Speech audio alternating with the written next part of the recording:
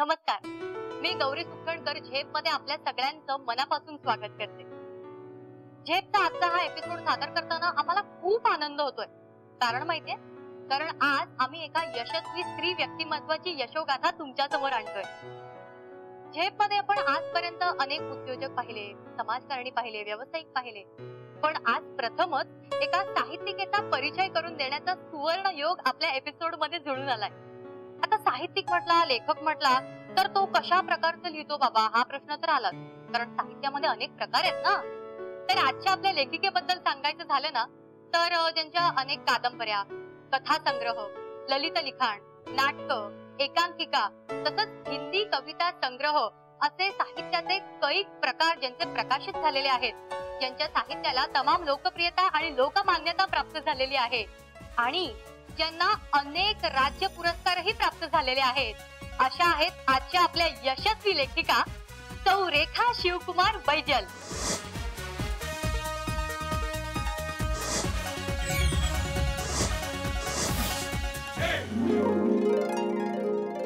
आता लेखक म्हणा, लेखिका म्हणा, या लोकांच्या शब्दात काहीतरी जादू असते, ताकद असते. म्हणजे अशा व्यक्ती साहित्याच्या कुठल्याही प्रकाराशी जरी निगडीत असल्या तरी त्यांच्या लिखाणातून आपल्याला निसर्गाचं सौंदर्य, मानवी जीवन, मानवी नातेसंबंध, भावना, सुख दुःख म्हणजेच काय तर एकूण समाजाचं प्रतिबिंब त्यांच्या लिखाणातून आपल्याला दिसून येतं. हा अर्थातच याचा प्रत्यय रेखाजी जेव्हा स्वतःचा जीवन प्रवास आपल्याला उलगडून सांगतील त्या क्षणी येईलच. माझा जन्म 1952 साली झाला. तेव्हा माझे वडील औरंगाबाद मध्ये ऍग्रीकल्चर डेव्हलपमेंट ऑफिसर म्हणून होते. पण त्यानंतर माझं सगळं जे लहानपण आहे ते मराठवाड्यातल्या अगदी लहान लहान खेड्यांमधनं गेलं. लहान खेडे म्हणजे जिथे अजिबात सुविधा नव्हत्या, ज्या खेड्यांचे अगदी 4-4 महिने सगळ्या जगाशी संपर्क तुटलेले असायचे, अशी ती खेडी होती. आणि आमच्या लहानपणी खरं म्हणजे खेळणी वगैरे हा प्रकार खेड्यांमध्ये अजिबातच नव्हता. आणि त्यामुळे मातीचे खेळ खेळायचे किंवा ज्वारीची ताटं सोलायची आणि त्याचं काहीतरी खूप मोठं क्रिएटिव्ह असं बैलगाडी बनवा किंवा फुलं बनवा असं काही खेळ आम्ही खेळायचो. आणि दगड का माती, ऊन का पाऊस हे असे खेळ असायचे. आणि आज ते विचार केले की वाटतं लहानपण किती सहजपणे दगड किंवा माती निवडायचं, ऊन किंवा पाऊस निवडायचं. आज आपण असं इतका सहजपणे नाही निवडू शकत. ब्लॉक डेव्हलपमेंट ऑफिसर म्हणजे खेड्यात अगदी मोठा ऑफिसर, सगळ्यात मोठा ऑफिसर. आणि त्यामुळे माझ्यासमोर नेहमीच असा एक प्रश्न आला की मला कुणी मैत्रिणी नसायच्या. पण मग अशा वेळी माझं मैत्री होती ती पुस्तकांशी, माझी मैत्री होती ती निसर्गाशी, आणि सगळ्यात मोठं माझं मैत्रीचं एक स्थान जे होतं ते गाणं. ते गाणं माझं मैत्रीस्थान अगदी आजपर्यंत आहे. पण बाबांनी आयुष्यात कसं शिकायचं, आयुष्यात कसं चालायचं आणि कला कशा कशा अनुभवायच्या हे सगळं बाबांनी मला शिकवलं. बाबा स्वतः कलाकार होते. तसंच त्या जिल्हा परिषदच्या लहान लहानशा शाळांमधनं एक अपरिमित असं निसर्गाचं म्हणा किंवा एकूण जे काही ज्ञान कसं काय मिळतं हे पण मला त्या शाळांनी शिकवलं. अगदी लहानशा शाळा होत्या, जिल्हा परिषदच्या शाळा होत्या, पण त्यांनी मला खूप समाधान दिलं. त्या शिक्षकांनी खूप प्रेम दिलं. सोयगावहून नंतर बाबांची बदली झाली सोलापूरला आणि तेव्हा मी 9वी शिकत होते.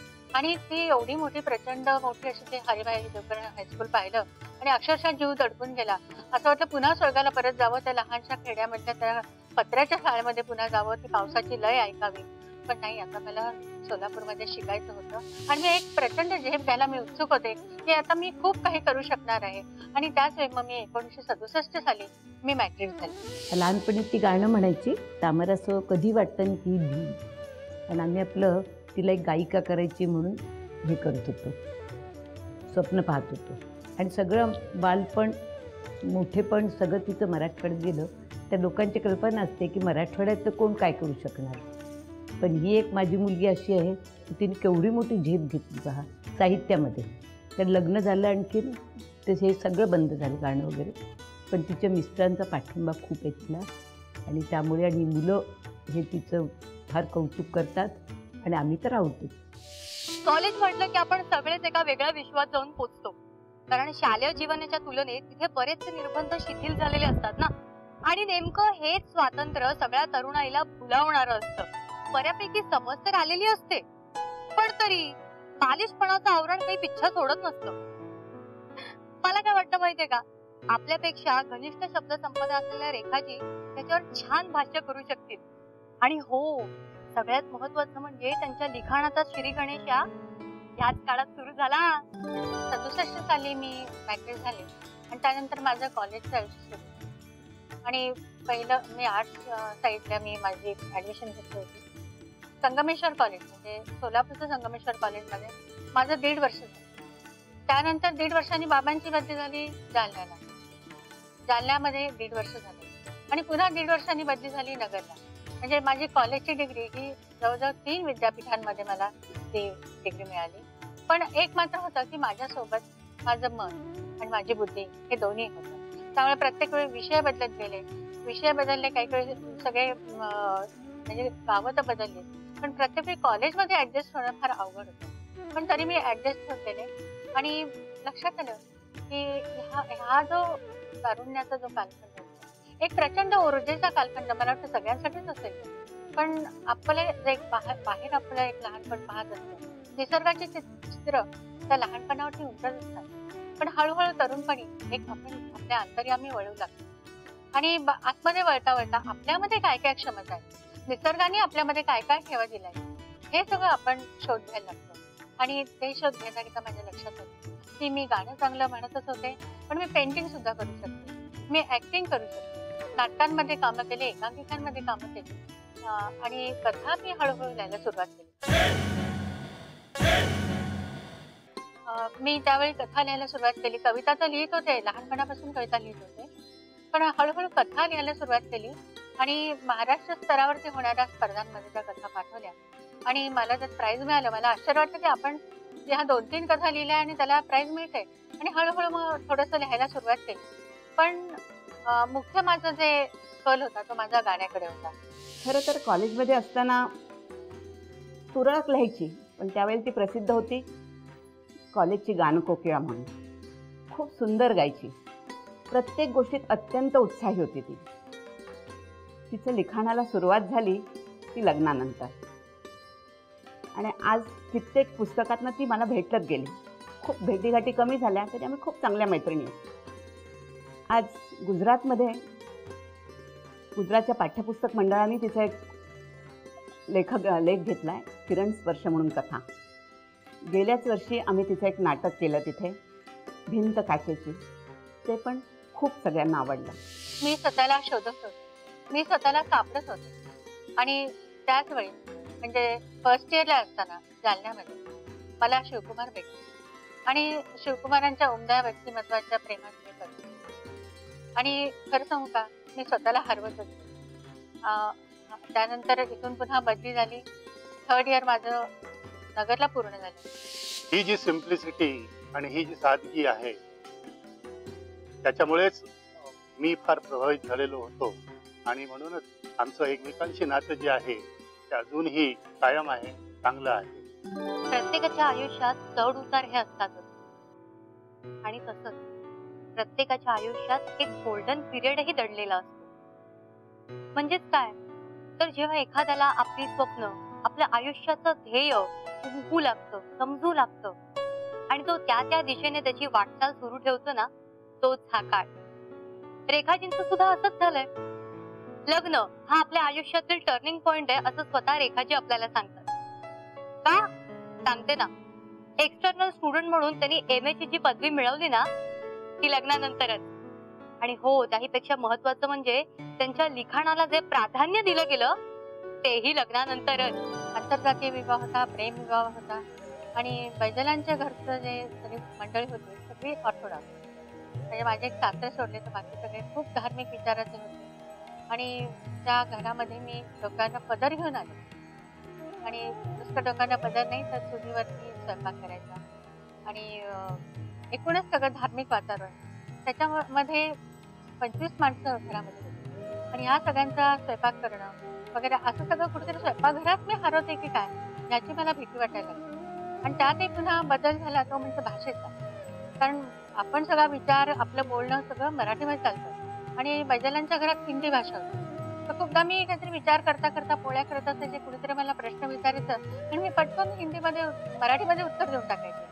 तर असं हे थोडंसं संघर्षाचं मला खूप करावं लागलं यामध्ये. आणि स्वतःला मात्र हरवायचं नाही मी ठरवलं. कारण या घराच्या 4 भिंतीत मी केव्हाही हरू शकले असते. पण मला शब्दांनी यावेळी मला आधार दिला. घराच्या त्या शांती कोपऱ्यात म्हणून तरी त्या शब्दाची अशी निर्वळ अशी बाहेर पडली आणि पाहता पाहता ते शब्द मोठे होत गेले आणि मला लक्षात आलं की आपण आपल्याला का शब्दातून शोधू शकतो. तो जो ऑल आर्ट्सचा जो जॅक माझ्याकडे होता त्याला मी फार गोंधळून टाकलं आणि मी निघाले मग मास्टर ऑफ समथिंगच्या शोधामध्ये.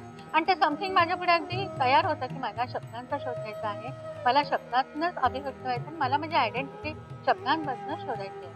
आणि मग तो जो लहानसा वेळ होता त्याचा पाहता पाहता मी दृश्य करायचं ठरवलं आणि त्याच वेळी मी MA केलं.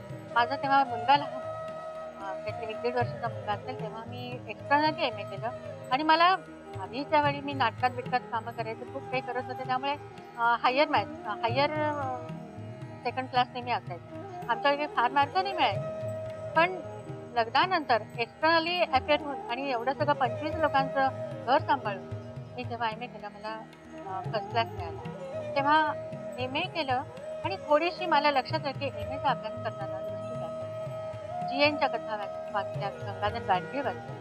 लहान खेड्यात तेवढं वाचायला नव्हतं मिळालं ते मला यावेळी वाचायला मिळालं. आणि त्यानंतर मात्र एक दृष्टी व्यापक होत गेली आणि मग कथा माझ्या हळूहळू कथा लिखाणाला सुरुवात केली. हा जो काही कौटुंबिक संघर्ष होता त्याच्यामध्ये सोबत माझ्या शिवकुमार होते हे मात्र मी अगदी आग्रहाने नमूद करेन. आणि नंतर मी जेव्हा कथाकथन वगैरे सुरू केलं त्यावेळी सुद्धा मला प्रोत्साहन देणारे शिवकुमार होते.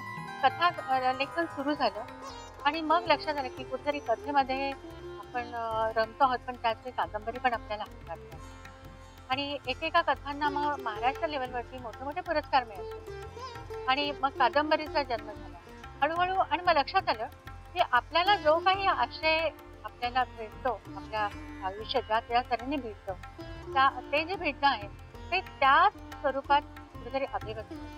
हे जर कविता असेल तर ती कवितेच्या स्वरूपात व्यक्त होणार, जर कथाबीज असेल कथेचं तर ते कथेच्या स्वरूपात व्यक्त होणार आणि जर ते कादंबरीचं बीज असेल तर ते कादंबरीच्या स्वरूपात व्यक्त होणार आहे.